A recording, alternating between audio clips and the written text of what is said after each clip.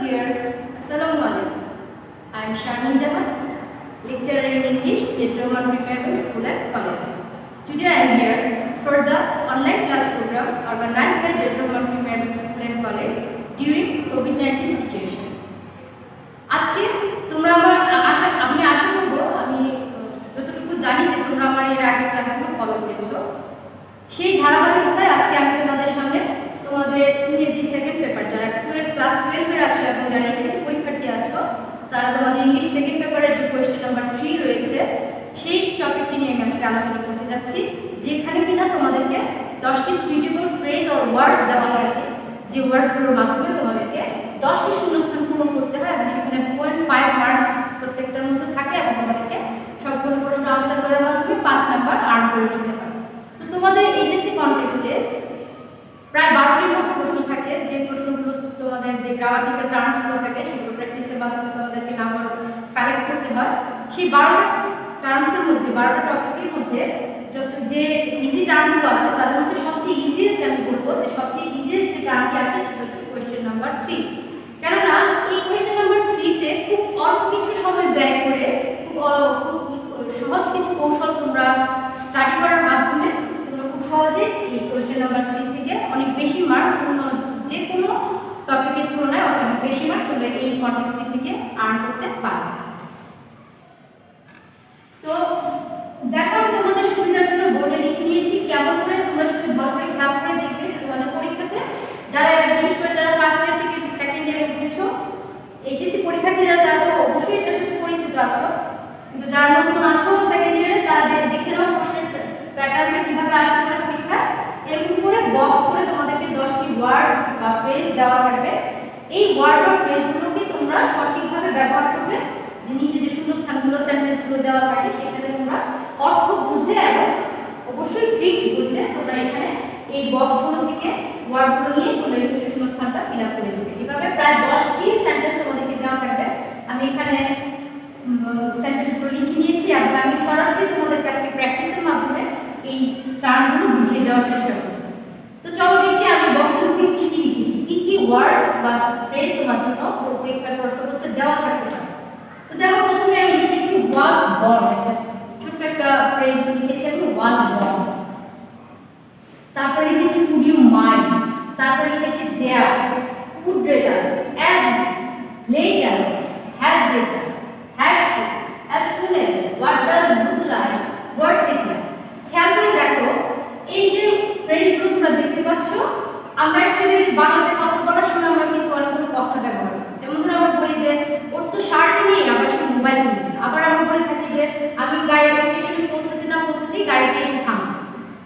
বা আমরা এরকম করে বলে থাকি যে তোমাকে খুব অসুস্থ দেখাচ্ছে, তোমার চিকিৎসা নেওয়া দরকার। তো আমরা এই যে বাংলাতে কথা বলতে গেলে যে ফ্রেজগুলো আমরা ইউজ করি, এরকম এই ফ্রেজগুলোর ইউজ তোমরা এখানে ইংলিশে করবে। এইটাই জাস্ট তোমাদেরকে একটু বুঝে নিতে হবে।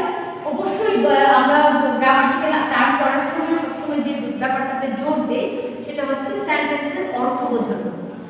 আমাদের প্রথম এবং প্রধান শর্ত হচ্ছে যে কোনো গ্রামাটিক্যাল টার্ম প্র্যাকটিস করতে গেলে আমাকে অবশ্যই সেন্টেন্সের অর্থগুলো বুঝে নিতে হবে। তো আমরা এখানেও একই কাজ করব। প্রথমে আমাদের বক্সে যে ওয়ার্ডগুলো দেওয়া থাকবে সেগুলোর অর্থ বুঝবো, সেগুলো দিয়ে কীভাবে ফিল আপ করতে হবে সেই প্রক্রিয়াটা জানবো এবং সেন্টেন্সের অর্থগুলো বুঝবো। বুঝে তারপর আমরা এই বক্সের ওয়ার্ডগুলো দিয়ে ক্লুগুলো দিয়ে আমরা শূন্যস্থানটা ফিল আপ করব। তো শুরুতেই যে ওয়ার্ডটা আছে দেখো ওয়াজ বর্ন, এই ফ্রেজটা আছে দেখো এখানে ওয়াজ বর্ন দিয়ে তোমরা বুঝতেই পারছো এখানে নিশ্চয়ই কারোর জন্মগ্রহণ করা বোঝাচ্ছে। এই ওয়াজ বর্ন যে ফ্রেজটি আছে সেটি সাধারণত সেন্টেন্সে যদি কোনো বিশেষ কোনো বাড়ির নাম, বিশেষ কোনো বংশের নাম, বিশেষ কোনো পদবীর নাম অথবা কোনো স্থানের নাম এবং সালের নাম বা তারিখের নাম যদি দেওয়া থাকে সেই সব ক্ষেত্রে আমরা শূন্যস্থানে ওয়াজ বর্ন কথাটি ব্যবহার করতে পারি। এটা অ্যাকচুয়ালি অর্থ মিন করছে যে তিনি জন্মগ্রহণ করেছিলেন বা সে জন্মগ্রহণ করেছিল, এরকম একটি অর্থ এটি প্রকাশ করছে। তো আমরা যখন সেন্টেন্সে কোনো বাড়ির নাম বা কোনো বিশেষ সালের নাম, আমি আবার বলে দিচ্ছি, যখন কোনো টাইম বা প্লেস উল্লেখ থাকবে তখন আমরা এই ওয়াজ বর্ন শব্দটি ব্যবহার করে নেব। তারপর দেখো আমাদের এখানে সেন্টেন্সে আছে বক্সে আছে কুড ইউ মাইন্ড। তো আমি তোমাদের জন্য সুবিধার জন্য আমি কয়েকটি ফ্রেজ আমি আলাদা করে তোমাদেরকে বুঝিয়ে দিচ্ছি। এই যে দেখতে পাচ্ছ কুড ইউ মাইন্ড এবং এই যে হোয়াটস ইট লাইক,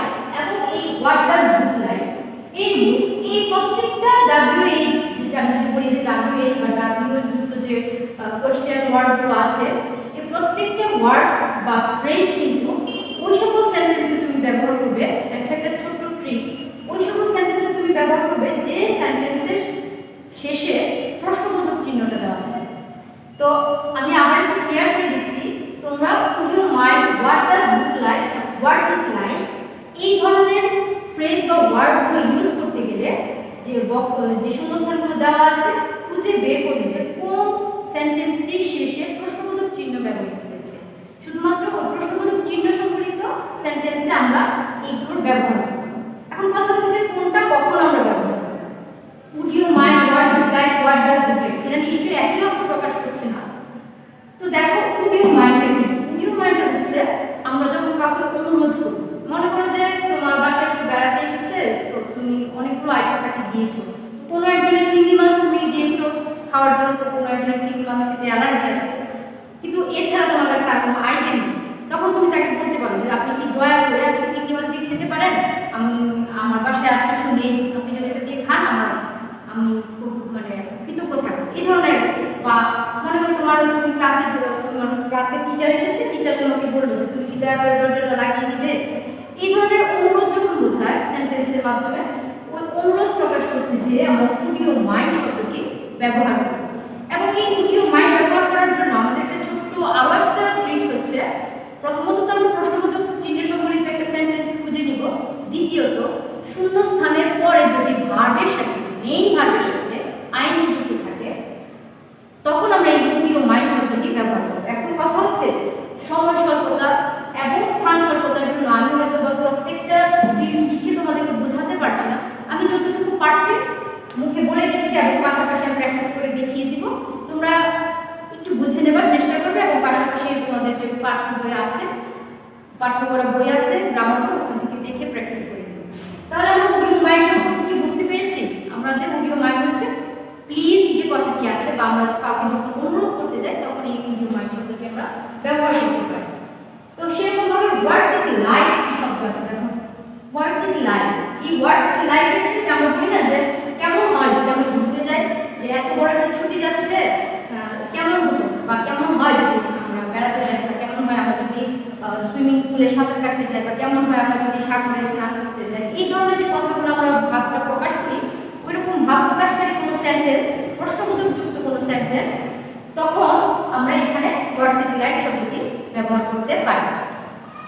তো এভাবে আমরা what does look like পেয়ে যাই। what does look like হচ্ছে পাখিটি দেখতে কেমন, বা ডাইনোসর দেখতে কেমন, তোমার মা কার মতো দেখতে, এই ধরনের যখন একটা সেন্টেন্সের একটা ভাব ভঙ্গি প্রকাশ হয় বা কথা প্রকাশ হয়, ভাব প্রকাশ হয়, তখন আমরা what does, এখানে what does থাকে প্রথম অংশে, শূন্যস্থানগুলো এখানে শূন্যস্থান থাকবে আর এখানে শূন্যস্থান থাকবে। তো আমরা এখানে যে ওয়ার্ডটা থাকবে এখানে একটা নাউন থাকবে, what does look like, মানে এই দুটো শূন্যস্থানের মাঝখানে, দুইটা শূন্যস্থানের মাঝখানে যখন একটি ছোট্ট নাউন থাকে বা কোনো ওয়ার্ড থাকে এবং সেন্টেন্সটি কমপ্লিট হয় একটা প্রশ্নবোধক চিহ্নের মাধ্যমে, তখন সেই ক্ষেত্রে আমরা what does look like এই কথাটি আমরা ব্যবহার করি। আমি আবার ক্লিয়ার করছি, যখন সেন্টেন্সে দুইটি শূন্যস্থানের মাঝখানে একটা ছোট্ট নাউন থাকে এবং সেন্টেন্সটি প্রশ্নবোধক দিয়ে কমপ্লিট হয়, সেরকম প্যাটার্নের সেন্টেন্সের ক্ষেত্রে আমরা what does look like এই ফ্রেজ বা এই ওয়ার্ডটি আমরা ব্যবহার করে দিই। তো এই তিনটা গেল, তারপর আমরা দেখে নিচ্ছি আরো কিছু আমাদের আছে। দেখো আরো কয়েকটা ওয়ার্ড আমাদের আছে এখানে, দেখো এখানে সব বলা হচ্ছে দেয়ার। এই দেয়ার এর পাশাপাশি আরো একটি ওয়ার্ডের ইউজ হয় ইট, দেয়ারের সাথে পাশাপাশি আরো ইউজ হয় ইট। তো এই দেয়ার বা ইট এগুলোকে অ্যাকচুয়ালি ওই সকল সেন্টেন্স ফিল আপ করতে ব্যবহৃত হয় যেখানে কিনা যে সাবজেক্ট আছে সে নিজে নিজে কাজ করতে পারে না, বা নিজে নিজে সে পার্সোনালাইজ করতে পারে না, নিজে নিজে কাজ করতে পারে না, তখন ওই সাবজেক্টটাকে পার্সোনিফিকেশন করার জন্য তখন আমরা দেয়ার বা ইট ব্যবহার করি। তো দেয়ার সাধারণত কোনো প্লেসকে নির্দেশ করার জন্য বা কোনো ঘটনাকে নির্দেশ করার জন্য তখন আমরা এই দেয়ার শব্দটা ব্যবহার করি। ইট শব্দটি ব্যবহৃত হয় কোনো ক্ষুদ্র কোনো বস্তু হিসেবে বা কোনো ঘটনাকে নির্দেশ করতে গেলে এই দেয়ার এবং ইটের ব্যবহারটা হয়ে থাকে। এবং এই দেয়ার এবং ইট দিয়ে তোমরা সেন্টেন্সটি ফিল আপ করবে কীভাবে, ওই সেন্টেন্সটিতে দেখা যাবে যে কোনো প্লেসকে কোনো ঘটনাকে নির্দেশ করা হচ্ছে এবং শূন্যস্থানটি কোনো একটা বিশেষ জায়গাকে বা বিশেষ ঘটনাকে নির্দেশ করছে এবং শূন্যস্থানটি শুরুতে আছে, বেশিরভাগ সময় শূন্যস্থানটি শুরুতেই থাকে, সেক্ষেত্রে আমরা দেয়ার শব্দটি ব্যবহার করে দেব। তারপর আছে দেখো আমি এখানে আরেকটি শব্দ নিয়ে কথা বলবো এখন, আরেকটি ফ্রেজ নিয়ে, ফুড ব্রেদার। এই ফুড ব্রেদার এই শব্দটি আমরা যেমন আমরা বলে থাকি যে আমি ভিক্ষে করবো না, বরং আমি মরে যাবো, বরং ভিক্ষে করবো না, তবু ভিক্ষে করবো না, এই ধরনের কথা বলে থাকি। তারপর আমরা বলে থাকি যে আমি বরঞ্চ হেঁটেই যাই, বাসে উঠবো না, এই ধরনের যে কথাগুলো আমরা বলে থাকি, এই ভাবটা প্রকাশ করতে গেলে বা এই অর্থটা প্রকাশ করতে গেলে তখন আমরা যে শব্দটি ব্যবহার করবো, যে ফ্রেজটি ব্যবহার করবো, সেটা হচ্ছে ফুড ব্রেদার। ফুড ব্রেদার ব্যবহার করার জন্য সেন্টেন্সে আরেকটি ছোট্ট ক্লু হচ্ছে এই সেন্টেন্সে দ্যান, THAN, এই দ্যান কথাটি উল্লেখ থাকে, THAN। সেন্টেন্সে আমরা যদি কোনো সেন্টেন্সে যখন দ্যান খুঁজে পাবো তখন আমরা এই ফুড ব্রেদার কথাটি ব্যবহার করে দেব। এটা হচ্ছে একটা সহজ উপায়, আর অর্থ বোঝার চেষ্টা করবো যে এখানে কি কোনো কন্ট্রাডিক্টরি কথা বোঝাচ্ছে কিনা, যেমন আমি হেঁটে যাবো তবু বাসে উঠবো না, আমি মরে যাবো তবু ভিক্ষা করবো না, এই ধরনের কন্ট্রাডিক্টরি কোনো ওয়ার্ড যদি থাকে এবং সেন্টেন্সে যদি দ্যান কথাটি থাকে তখন আমরা এই ফুড ব্রেদার শব্দ ফ্রেজটি ইউজ করে দেব। ফুড ব্রেদার শব্দটির অর্থ হচ্ছে বড়। তার মধ্যে আমাদের দেওয়া আছে অ্যাজ ইফ। অ্যাজ ইফ কথাটির অর্থ হচ্ছে যেন বা মত, যেন বা মত। কেমন এটা? যেমন আমি বলি যে সে এমনভাবে কথা বলছে যেন সে বিষয়টি জানে, বা সে এমনভাবে কথা বলতো যেন সে সব বিষয়ে সর্বজ্ঞ ছিল।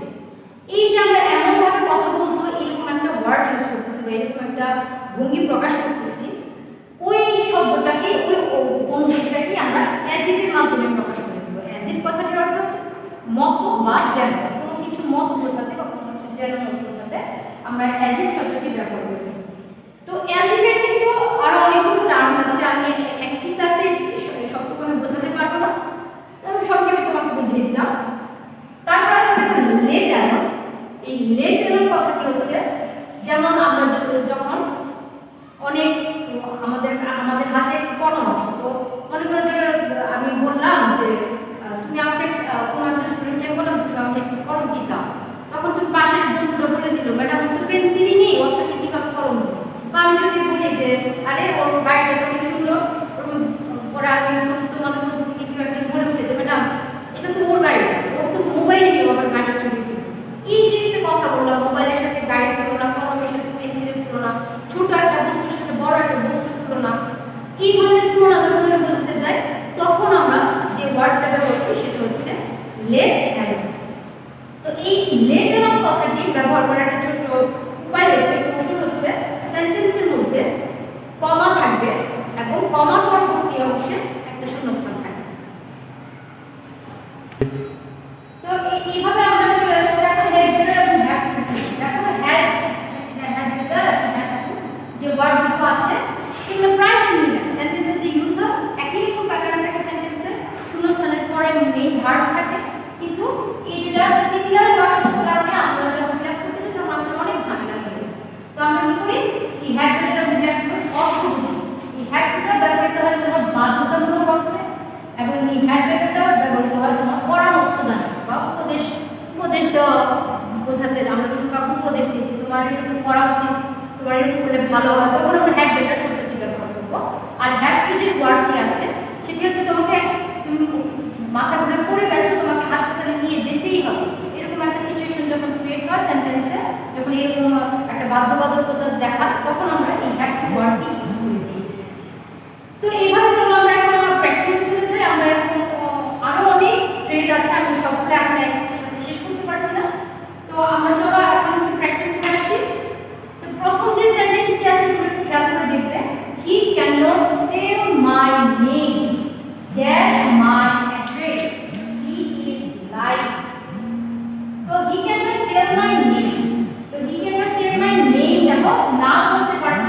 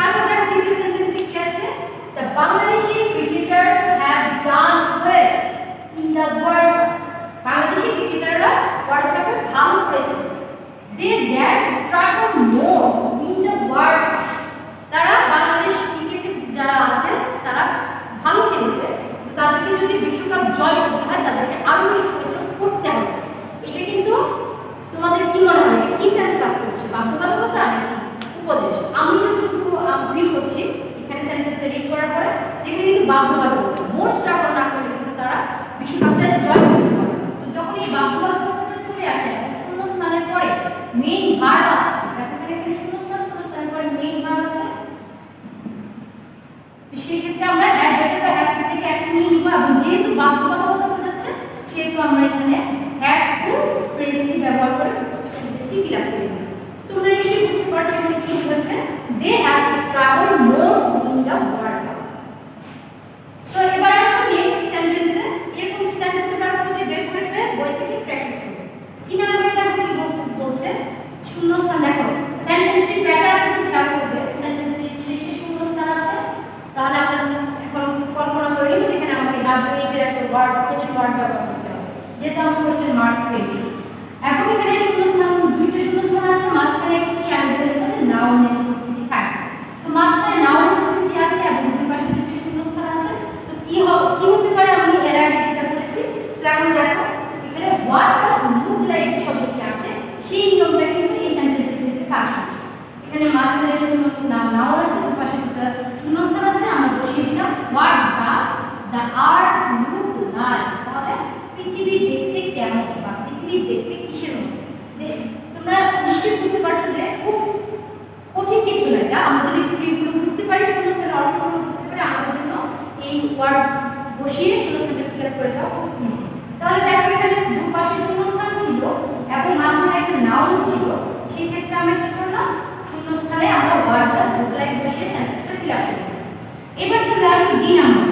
দেখো এখানে শূন্যস্থানটা সাবজেক্ট, সাবজেক্ট প্লাস শূন্যস্থান প্লাস হচ্ছে তোমার দেখো মূল ভার্ব এবং সাথে দেন এর উপস্থিতি আছে, খেয়াল করে দেখো। তাহলে স্ট্রাকচারটা কি দাঁড়াচ্ছে, subject plus blank plus main verb সাথে আছে দেন।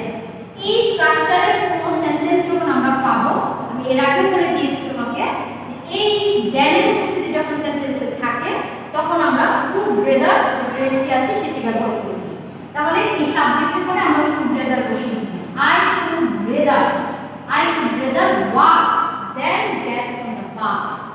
আমি বরঞ্চ হেঁটে যাই, বাসে ওঠার চেয়ে আমি বরঞ্চ হেঁটে যাই। এখানে দেন ছিল এবং সাথে শূন্যস্থানের পরে মেইন ভার্ব ছিল, আমরা কুড রেদার শব্দটি ব্যবহার করি। তো আমি এই স্ট্রাকচারটা তোমাদেরকে পয়েন্ট করে নিতে বলবো যে সাবজেক্ট থাকবে, শূন্যস্থান থাকবে, সাথে মেইন ভার্ব থাকবে এবং অবশ্যই দেন এর উপস্থিতি থাকবে। এই ক্ষেত্রে আমরা কুড রেদার শব্দটি ব্যবহার করব। এবার চলো আমরা নেক্সট সেন্টেন্সটি দেখে নিই। দেখো এখানে শূন্যস্থান আছে, শুরুতেই শূন্যস্থান আছে এবং সাবজেক্ট, সাবজেক্টের পরে ভার্ব দিয়ে বলেছে dash I reach the station the train left. এখানে একটা শব্দ ছিল অ্যাজ সুন অ্যাজ, আমি আলোচনা করিনি। অ্যাজ সুন অ্যাজ শব্দটি হচ্ছে যত, যেই বা যত দ্রুত সম্ভব বা যত শীঘ্র, মানে আমি যখনই আমি স্টেশনে পৌঁছালাম, এই ধরনের একটা শব্দ এখানে আসছে। দেখো I reach the station the train left, আমি যেই না আমি স্টেশনে পৌঁছালাম, যখনই আমি স্টেশনে পৌঁছালাম ট্রেনটি ছেড়ে গেল। তখন এই ধরনের শব্দটি যখন প্রকাশ করলো তখন আমরা এখানে বসিয়ে দিলাম অ্যাজ সুন অ্যাজ।